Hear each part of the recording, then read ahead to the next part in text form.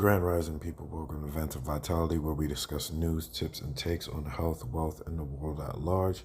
Here's your crypto news update.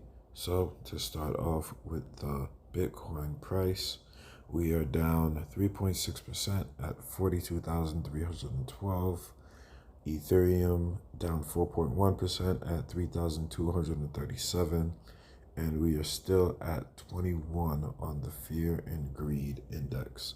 So let's get into the first story of the day. We have Arkansas lowering remote tech workers with Bitcoin and a bike sweetener. The Northwest Arkansas Council is attempting to lure remote professionals to the region with $10,000 in Bitcoin. So let's read on. The Northwest Arkansas Council is offering a sum of $10,000 worth of Bitcoin to attract remote tech professionals to move to the region, per local media outlet KNWA. The region includes the cities of Fayetteville, Rogers, Bentonville, and Springdale. In addition to the Bitcoin, tech professionals descending on Arkansas would also receive a street or mountain bike. This expanded incentive offer, Bitcoin and a bike, not only embraces the growing trend toward the use of cryptocurrency as a payment option by employers, but also helps increase our pipeline of talent to benefit tech employees, startups, cities, local businesses, and the region overall, said Nelson Peacock, President and CEO of Northwest Arkansas Council. So, Northwest Arkansas Council is one of the fastest growing regions in the country, and we're now seeing the more explosive growth in our tech sector. He added, if, however, Bitcoin and a bike don't quite impress a prospective Arkansas tech professional, cash and an annual membership to an art or cultural institution can be offered instead. The offer is reportedly made possible through the philanthropic support from the Walton Family Foundation, which mainly focuses on improving education, protecting rivers and oceans, and investing in Northwest Arkansas. It was created by the founders of Walmart, Helen and Sam Walton. So, Arkansas is offering remote tech workers $10,000 and a bike if they move to Arkansas. This is something that I've been noticing more and more since the pandemic started, and people have been moving out. The big cities, New York and LA, a lot of people have been deciding that they want to move to other places in smaller, states. So I've seen, I think Florida has done something, in terms of the cops. They're offering bonuses to cops, offering bonuses to people. A lot of states have been offering these different bonuses where, they're trying to entice more people to come to these places. And now we have Arkansas doing it and saying that you'll get $10,000 in Bitcoin and a bike if you go over there and live. And it's backed by the Walton family, of course, of Walmart fame. My opinions about this is it's all dependent on where a person wants to go. If a person wants to go to live in Arkansas, well, by all means, go ahead and go live there. In terms of, how attractive Arkansas is to a tech worker, I don't know. I don't know what that person's interests are. I figure that there's probably going to be people who decide that they do want to go live in Arkansas. It's not that far from Dallas. It's right next to Texas. So if there's anybody who is in Texas and they don't really like Texas too much, they can always move to Arkansas and then just, work remotely in Arkansas. In terms of the scenery in Arkansas, I've honestly never been to Arkansas before. It's like, I'm in Texas right now, so it wouldn't be too much of a stretch to go to Arkansas. But I'm more nomadic, and I'm thinking to go to somewhere that's warmer. Now, if this was Miami that was offering this, people would rush to it. It would be a wrap. Like, it would be over. To work remotely in Miami and then get $10,000 in Bitcoin, and then, and a bike and a street, or an electric bike or a scooter or whatever, I think people would jump on it if it was Miami, if it was a more like attractive city. Now, this is not to say that Arkansas doesn't have its levels of attractiveness, because based on what I'm looking at, it seems like it's a very green city, or state, excuse me. It looks like there's a lot of beautiful mountains. So for people who are more interested in, being in a mountainous region and being in, around nature and working remotely, this might be a great idea. This is why they're offering the mountain bike or the street bike. So it's either people are going to want to be in, the mountainous region and, ride their bikes, just chill, go camping, do all that good stuff. Then I realize it is a great opportunity. So, if you're somebody who is looking to move from the big cities and you're looking for, a better place to go, well, I guess you should consider Arkansas, because they're giving away $10,000 in Bitcoin. Plus, it's right next to, Louisiana and Houston. This within a stone's throw. It's probably would be like a 50 to maybe 50, it's like a $50, flight to Houston or Dallas or Louisiana, Baton Rouge or New Orleans. Because it is technically the South. So we'll see how it goes. In terms of that climate, let's see how that climate looks.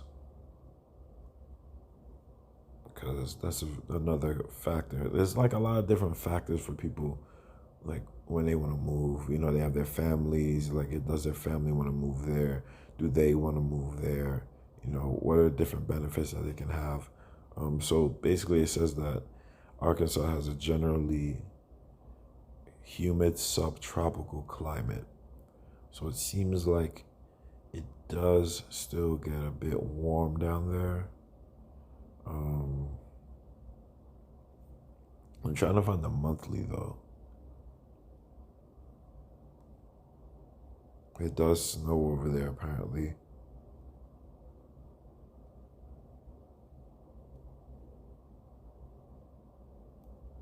I don't know. I can't find anything on the climate.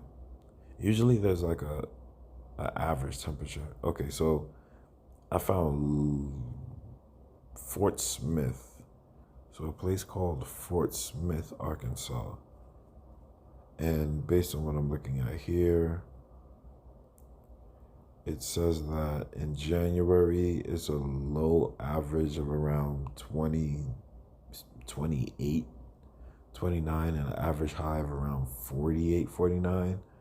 And then it gets all the way up to around 92 and a low of around 71 in the summer. So if you're from New York, then you're probably going to be used to that climate. What I'm starting to notice, like being all over the country, is the United States of America isn't really that various when it comes to climate. It isn't really like you're not going to get that that major difference in climate unless you're like going to Miami. Like right now, the warmest place right now is Miami, right now in January. But besides that, like Florida is going to be the warmest place to be at right now, and I'm talking about like more like southern Florida. But besides that, like everywhere, the temperature is pretty much in the same position. If you're in, the lower regions, like the southern regions, then you're going to see the temperatures going up to maybe like 70s right now. I've seen it go up to like 70s down here. And of course, in New York, it's going to be cold. In the Northeast, is going to be cold. But in terms of, in relation to like Vegas, right now, Vegas and Houston has like the same, climate. Same, like, not climate, but same weather. Because I know in Houston, in Vegas, it'll get real hot because it's a desert. And in Houston, it'll get hot, but it won't get as hot as Vegas. So I guess like climate wouldn't be too much of an issue for a person. So who knows? We might start seeing a lot of people moving over there to get that $10,000 in Bitcoin in a bike. But let's move on to the next story. We have Jack Dorsey saying that Block is getting into crypto mining, or specifically Bitcoin mining. So as a Block wants its yet to be built mining rigs to be cheaper, lower maintenance, and quieter than the current crop of hardware. So in October, Square CEO Jack Dorsey let loose that the financial services firm was considering building a Bitcoin mining system. 3 months later, and those considerations have become reality. We're officially building an open Bitcoin mining system, Dorsey tweeted today in response to a tweet thread from Block General Manager of Hardware, Thomas Templeton. According to Templeton, Block is working on a low-maintenance, affordable Bitcoin mining rig for everyday customers that's also quiet enough to be used at home. Speaking to issues of reliability, Templeton wrote that mining rigs become non-functional almost every day, which requires a time-consuming reboot, which is very true.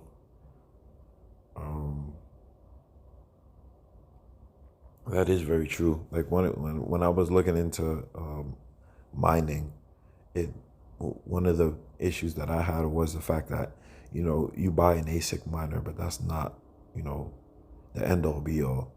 Eventually, you're gonna have to buy a better miner, because that miner is gonna become obsolete as the Bitcoin difficulty like rises and rises and rises.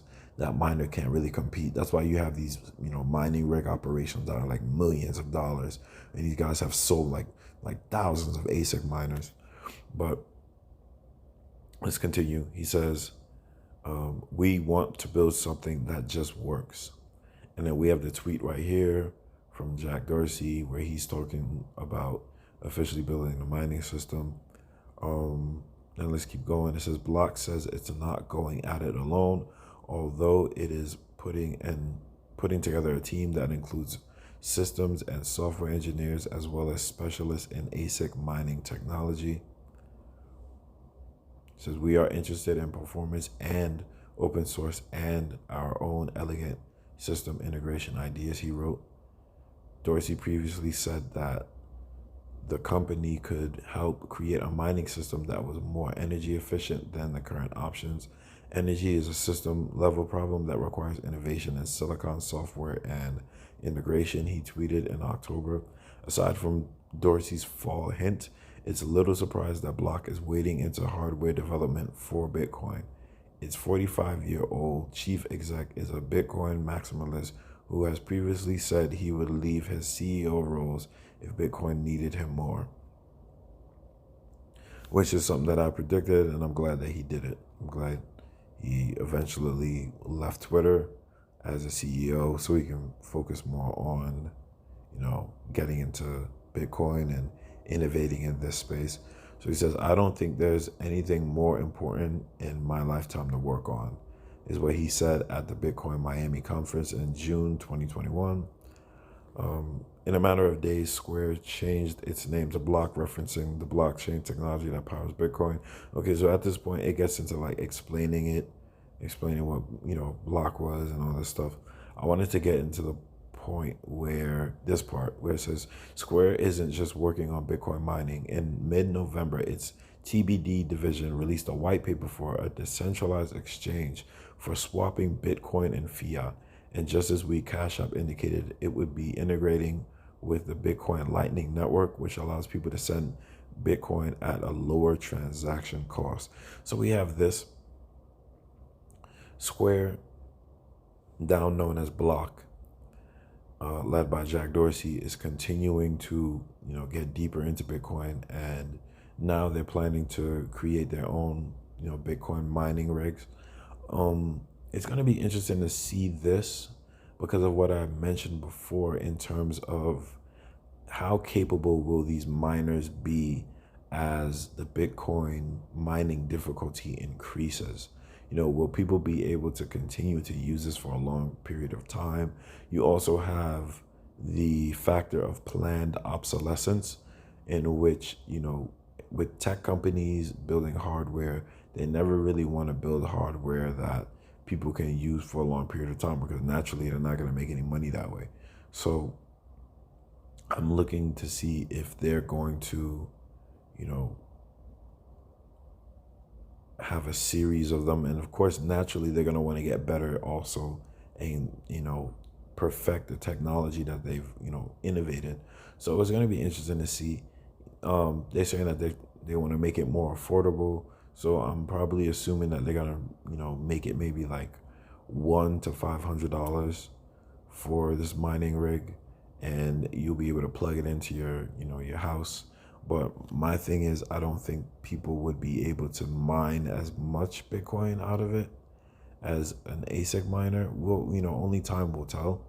But ultimately, based on what I've learned about Bitcoin and what I've learned about how mining works, is pretty much about how much power you can, extract, how much electricity you can extract in order for it to go into, this processing, or this process of solving these difficult mathematical equations that will then, allow you to win a certain amount of Bitcoin, or win a Bitcoin.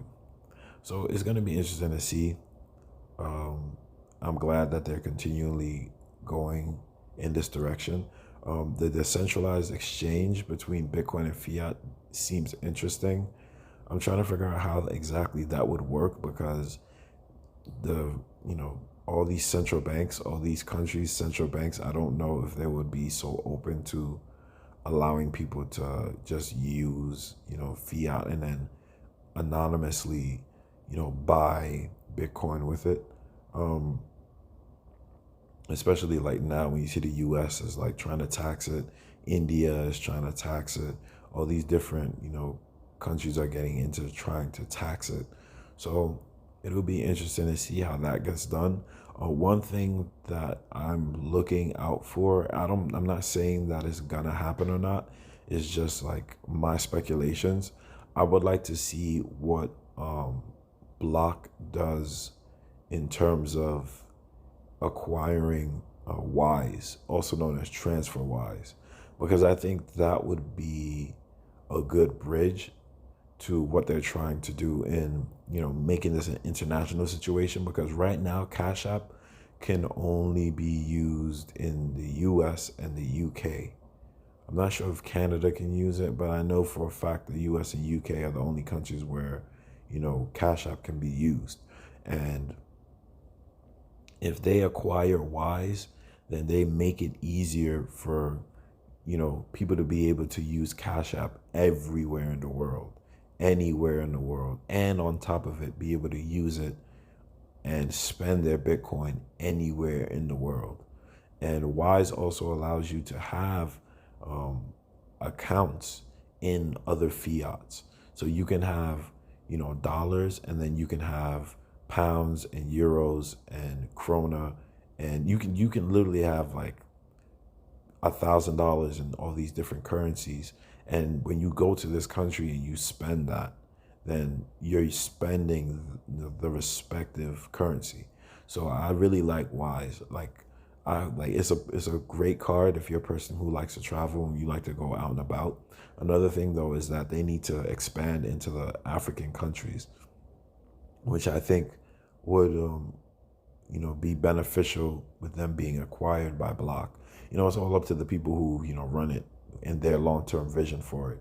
But as a company with a lot of cash and a lot of revenue coming in, and a burgeoning network like Block, I wouldn't be surprised if they made that move.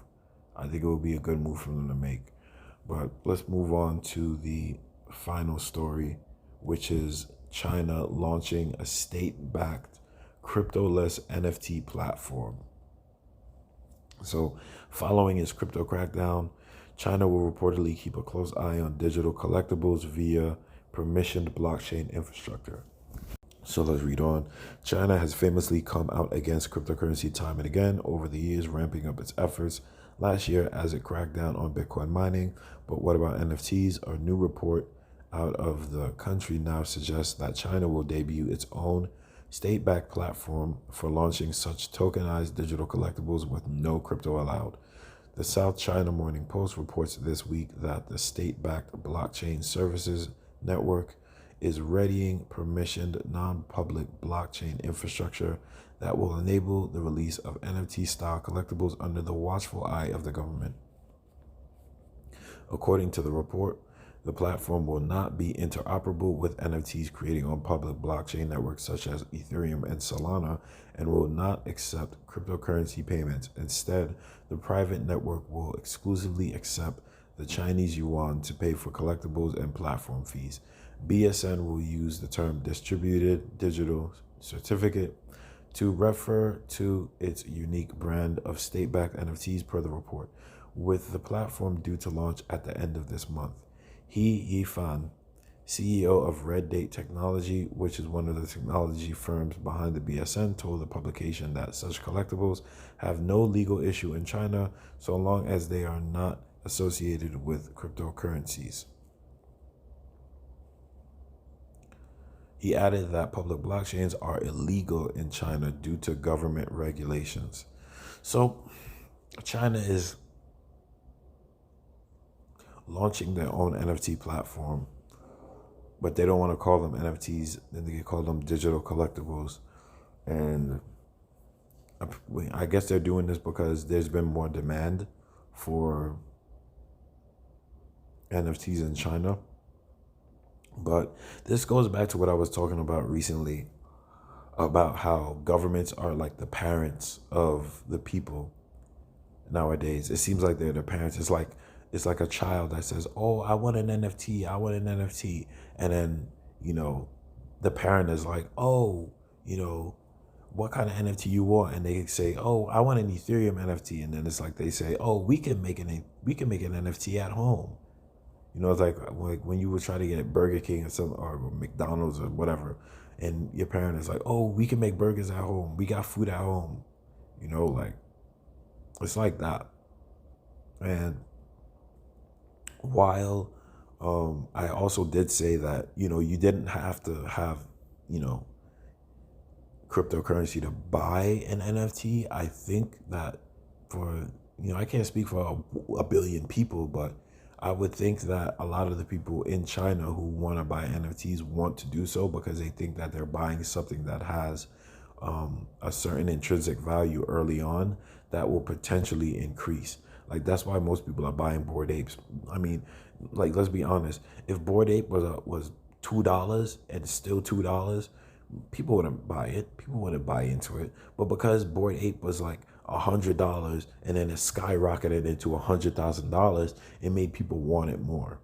And it's a strange psychology when it comes to humans, but that's just the case. I mean, you can have a piece of paper and you can just like laminate that piece of paper, and you can go to a person and that person is like, "Oh, that paper isn't worth $1."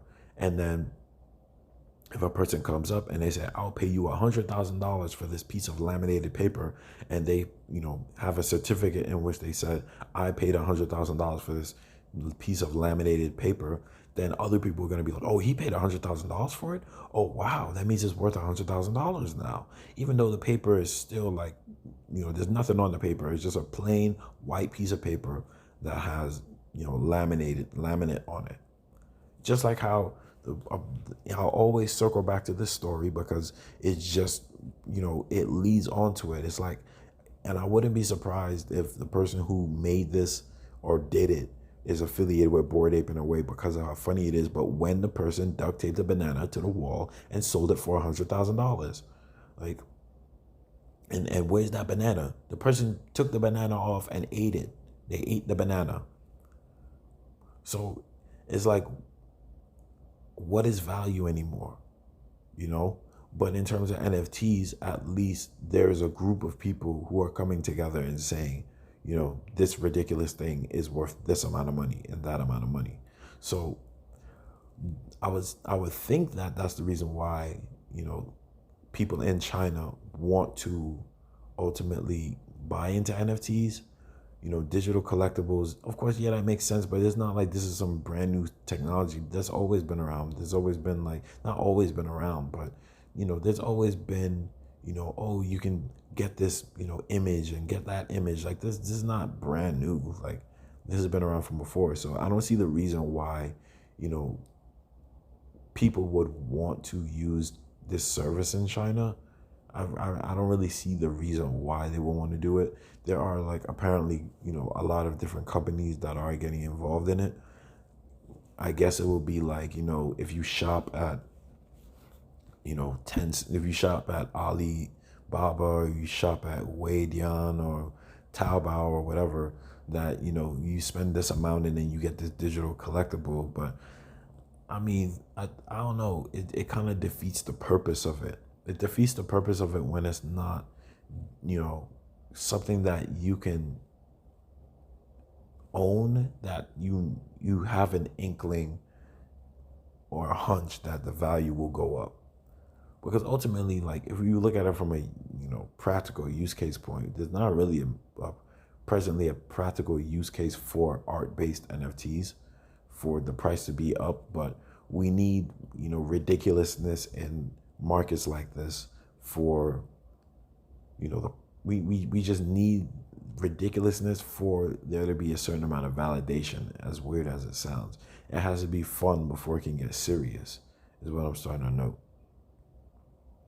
So, I mean, China is launching their own NFT platform, and they're still banning crypto. They're still banning cryptocurrencies. The other factor into it is, while they ban these things and while they say you can't do this and you can't do that, who's to say that they know what every single person in,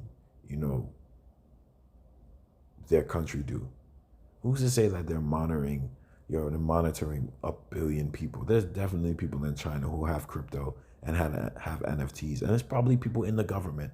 There's probably people in the whole government, because it's usually those people. It's a rules for thee, but not for me crowd. It's always a government. There's probably a bunch of people in the government who own cryptocurrencies, and they're just saying, oh, the rest of you guys, you can't have crypto, but we can have it, so we can make more money off of it.